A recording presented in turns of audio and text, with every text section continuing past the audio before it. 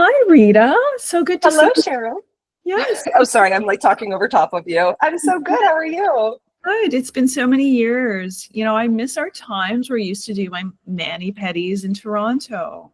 Yes, this is facts. And doing nails for your swimwear Oh, yes, shows. right. Oh, wow. That was like, at least a decade ago. Oh my gosh. Yeah, definitely. Yes, Definitely a decade ago. That's yeah. insane. So I love your wall of Essie behind you, and I'm just so proud of what you've done since you left Toronto and moved to New York and become an ambassador and all your freelance work and everything. I want to hear all about it because I haven't spoken to you in forever. Yeah, thank you. Yeah. Yes, this I installed right when I moved. I feel like it's a combination of like utilitarian artwork. It's like kind of like contemporary art that I use constantly. Yeah. Yeah, Yeah. I love it because it makes such a perfect backdrop for you too. It's just very creative and all the colors. So I've always been a huge fan of Essie and their colors. Wearing it now, lilac is Ooh, yeah. classic, Hmm. classic, and Love it. actually very hot for the summer. Yeah, yeah. I don't like I have my go-tos and my neutrals. But I obviously it switches up, and that's the thing about brands. They got to keep adding new colors every season. There must be like, Yes. I don't know how many SKUs in the line at this point. Well, it's kind of become a joke with myself and the team at Essie where they'll bring up a shade, and I probably 9 times out of 10 can name it after all of the SKUs and all of like, I'll be like, oh, that one's Wait, discontinued. That one looks like fall of 2022. That was a part of that collection. That was a part of this broader marketing like idea that we had had. Like, I'm pretty much like I'm a Essie historian and a veteran at this point. yeah, for sure. I guess so. When you've been using it for so long and you really get to know it so well. Hmm. And Yeah. it's been a blessing for me to be a part of a lot of these launches to have done. So if I see one of those nail colors, it'll either be anecdotal, where I'll remember who I polished it on at one point, or it'll be how I used it in a nail art look. So yeah, it's pretty easy to remember all of them when I have like such a storied history within my like within my career with these shades. Yeah, for sure. And so, like the average woman who you're going to do a manicure on, is everyone into nail art, or is it still more like a single shade kind of thing? I mean, you're in New York, and maybe Yeah. there's into action going on there, but like, what does the average consumer want to have? It's a combination between like real true minimalism clean girl milk bath watery nails that the client that wants like something that's really crisp and versatile and easy and simple, and the one that wants to do something like a little bit more playful and expressive. So for somebody who wants to do something more simple, say like a glazed look, like a chrome glazed look would be wild for them because they want to do something that's a little bit more clean but not boring, Right. right? Like we can do neutral and crisp and clean and have it not be boring and have it still have something to say. Neutral doesn't have to be a yawn. Neutral can be actually really fun and have something to say while also being like super, super versatile. And then there's also, the client that's doing like fruit slices or, beach girl nails or beach towel nails, which have been like a really fun stripy look this summer. Oh, I thought Very, it was like, a the lot nails of beach. stuck on a beach towel. It's really Yeah. texture. Yeah, then you stick your nails too soon on terry cloth and they get that texture. Yeah. That's the beach towel look. No, but like I feel like this summer it's a lot of the trend feels very seaside, whether it's seashells or beach towel or watery nails or what I've been really enjoying has been anchovy or fish lure. Like, Okay. have you seen these? Like the anchovy, I mean, give me a moment. It's like a very small, almost like a skinny little fish motif on your nail. It's Cute. so cute. It almost looks like tin fish, the motifs outside of the tin that are very cute. And then the fish lure one, which is just again like really, really playful and fun, and a great conversation starter and a great icebreaker. Like I remember for a period of time when I would be working with people who wanted to get into the nail world or were like putting themselves out there. I'm like, nails are a great icebreaker, because women feel very confident complimenting one another on each other's nails, and that's like Absolutely. a compliment that they love receiving. Just a pause. My air conditioning unit just turned on. Is that bothering your sound No, at all? So I hope my cat screaming in the background doesn't bother our sound at all. No, not at all. But I have a very classic window box that sounds like, an airplane taking off, air conditioner in my apartment. So yeah, so if it's not affecting your end, then I won't turn it off. Okay. But yeah. And for the record, I haven't heard your cat, so it's only on your end. So yeah, so oh shoot, I forgot what I was saying in that world. Just like really, really fun, expressive nails that are super playful, and I really love the fruit slices motif. I really like each other. Women compliment each other on the nails. That's what it was. Thank you.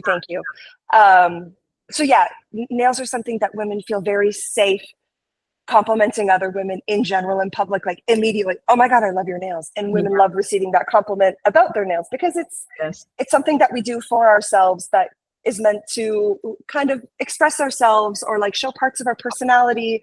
Nails are like that intersection between fashion and beauty, and you kind of it's a really safe place to compliment or start a conversation with someone with their nails. I don't know how many people have served me a coffee or a drink or send me my receipt that I've been looking at their nails and complimented them, and it's just started a really fun conversation. Well, and when your nails look good, you really want to like show them off too. You really want to like hold coffee and just like. I'm a monster when my nails are good. I'm like, yes. Okay, my nails are very clean, girl, and very simple right now. I just got Mademoiselle on them, but in general, like I am a different personality when I have nail art or red nails, or I'm just a little bit more obnoxious with my hands. I'm very expressive. It's it's holding my drink in a certain way. Right. Yeah. I mean, I feel like it's a personality thing. And I guess I'm like minimal neutral all the time. And that's usually my thing. Yes. So when I have nail art, it's like, okay, that's fun and cute, but I feel like it's just too much for me sometimes. So I'm more like a plain, but I love all of the like shimmer and magnetic textures. Like it's still a solid color, but it's very like it's got dimension to it. That's I like galaxy nails. I think they're all really pretty, and it's a really nice move away from just like a flat color. Yeah, absolutely. I just feel like all of these textures that are coming out, and like I think a lot of people are getting a bit of nail trend fatigue, because it's like, oh, is it milk bath? Is it watery nails? Is it lip gloss nails? And they're all a little similar, but at the end of the day, it's just really fun to play with texture. And again, like to what you were saying, you're more of a neutral nail girly, but neutral doesn't have to be boring. Right. Neutral can feel like it can feel like jewelry. It can feel like a finishing touch. It was like I've said before, like when I'm doing nails on set, nails are a detail, but they're also the finishing touch. Yes. Like it's something that brings it all together. Yeah. So when somebody has. Till you have them. Yeah. Exactly. It's like when somebody has a hard time choosing their nail color, I get it. I don't find. Well, look at your mom. It's overwhelming, right? It is. There's and this is like, what your usual fare when you go to a salon. It's like, oh, geez. Which is why when I was in salon, I like to call myself a sommelier. I'd be like, what are we feeling? Where are we going? Do we want something bright? Do we want something subtle? Like you have to kind of guide your client through that nail choice journey. Yeah. And we've come a long way from matchy toes and fingers. Right. So like, huge. Matchy fingers. Like right now, mismatch in general is like the standard. It's kind of like when we came out with negative space nail art, and everybody just thought that was so boundary breaking. Now it's just nail art. We don't even call it negative space. We just call it nail art. So now, mismatch nails was like crazy. It felt too playful or too unserious. Now that's just a nail art look. Yeah. Very fun. Yeah. I love the negative space idea. I mean, here, there's things that you just can't do on yourself. Like you have to get a professional to do it. Well, or at least you do the one hand anyway, right? Yes. Which is where mismatching is good for you, because, one hand can have a little nail art detail and the other hand can be solid, and no one's really going to bat an eye. I guess. Yeah, that's I'll true. just be like, oh, how inspired, Cheryl. That's Look at true. you being bold with your one nail art Yeah, hand. it's just my disability to use my left hand. That's all. You and everybody else. Yeah. Don't worry. So have you been doing some like fashion week stuff, like some editorials? I know you're obviously involved in that kind of thing. Yeah, so editorials and fashion week, I'm kind of allowed to. I'm always make myself available for editorials. Fashion week has been something that I've kind of not parted ways with, but have like left for a while to follow other pursuits and other passions within the industry.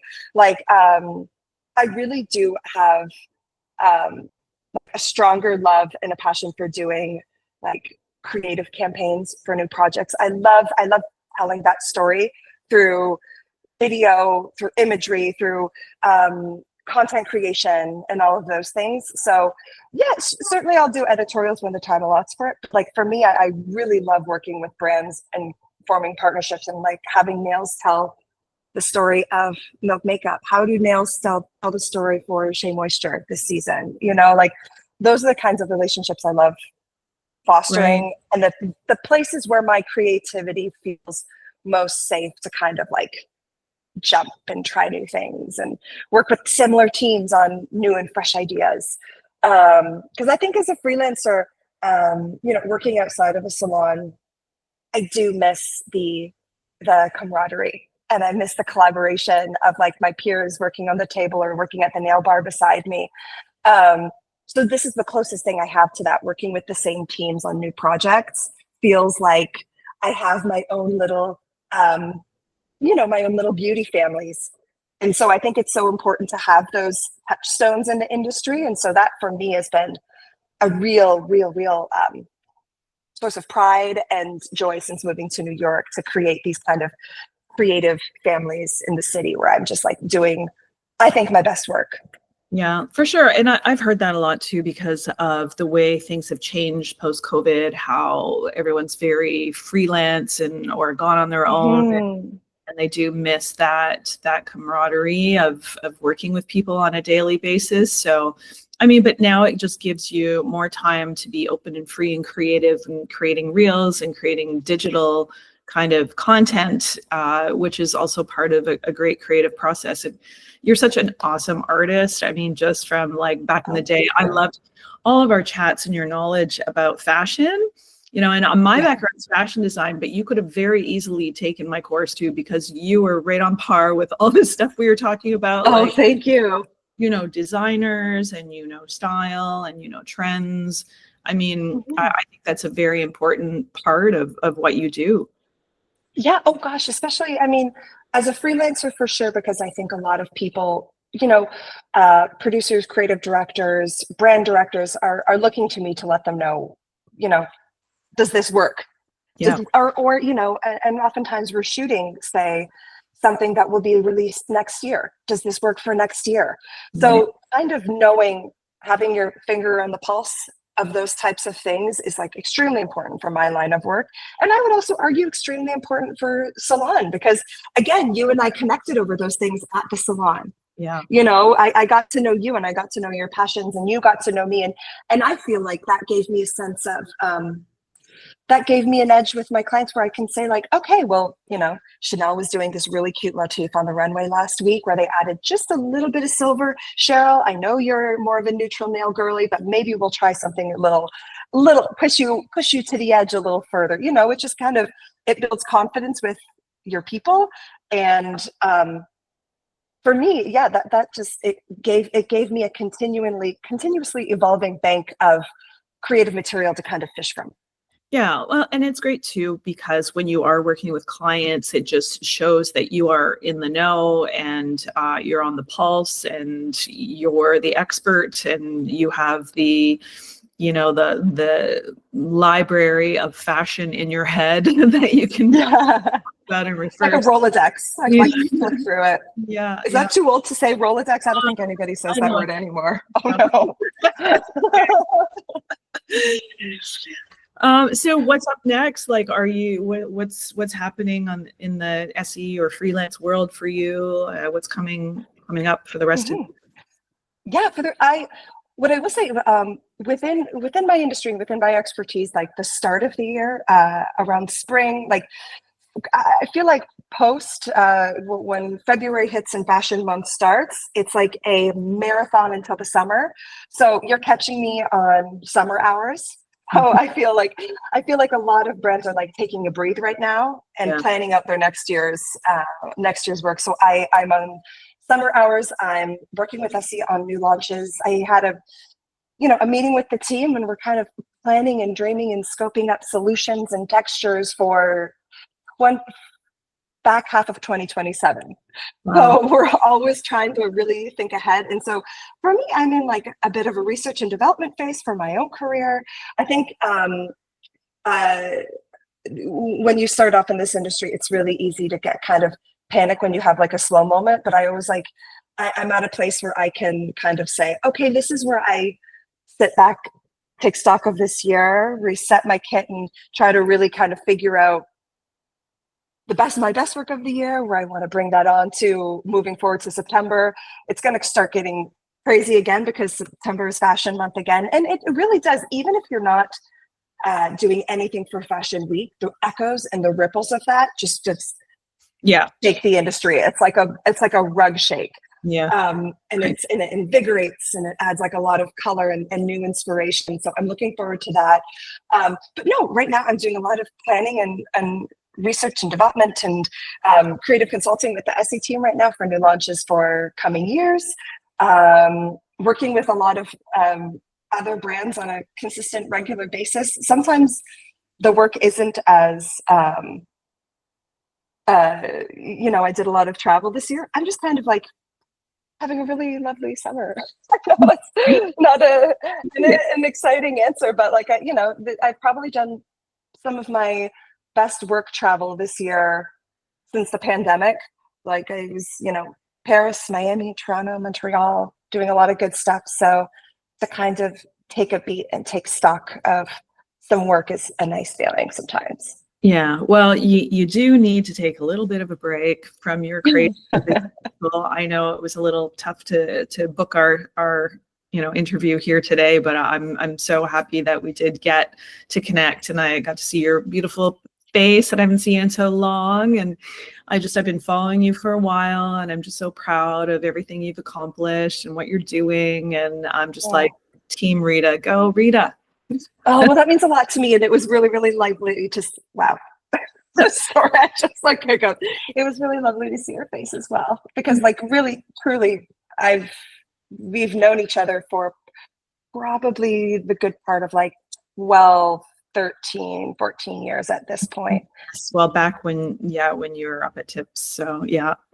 Absolutely. Yeah. That's so great. It was a pleasure. Yeah, such a pleasure. So, your interview is live on Beauty Hub, and this will be included in it. So, so anyone who wants to know a little bit more about you can see that and all of your beautiful work. And just look forward to seeing what is happening in the future for you. I'm keeping an eye on you. Oh, thank you so much. It was lovely to see you again. You too, Rita. Thanks again. All right, you take care. Take care.